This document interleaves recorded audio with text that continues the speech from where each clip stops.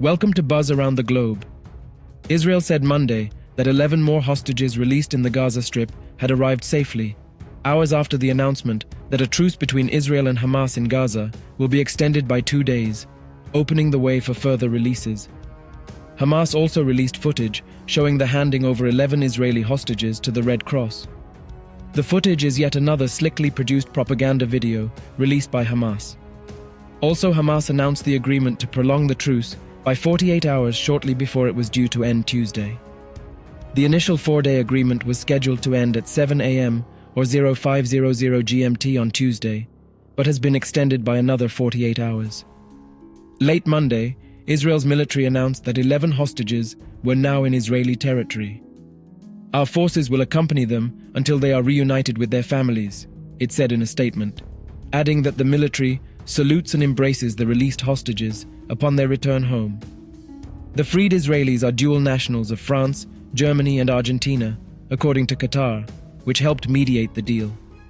Shortly after the arrival of the hostages was confirmed, Israel's prison authority said 33 Palestinian inmates had been released. Facing pressure from the families of hostages, as well as allies, Israel had also signaled its willingness to extend the truce and secure more releases. The White House welcomed an agreement Monday to extend the truce between Israel and Hamas by 2 days, and expressed hope the humanitarian pause would continue for longer still.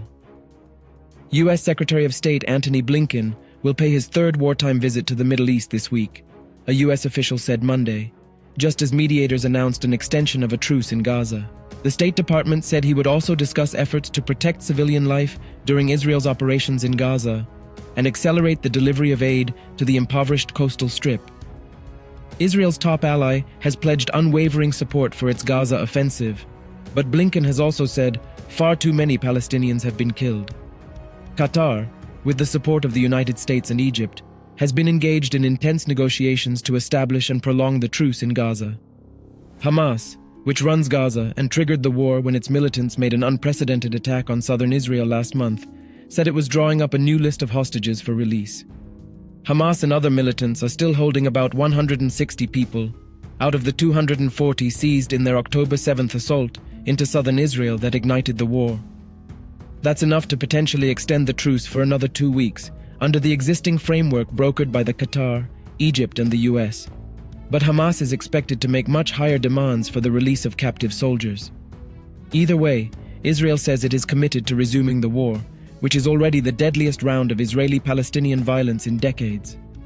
It blames the soaring casualty toll on Hamas, accusing the militants of using civilians as human shields while operating in dense residential areas. Israel has vowed to end Hamas's 16-year rule in Gaza and crush its military capabilities.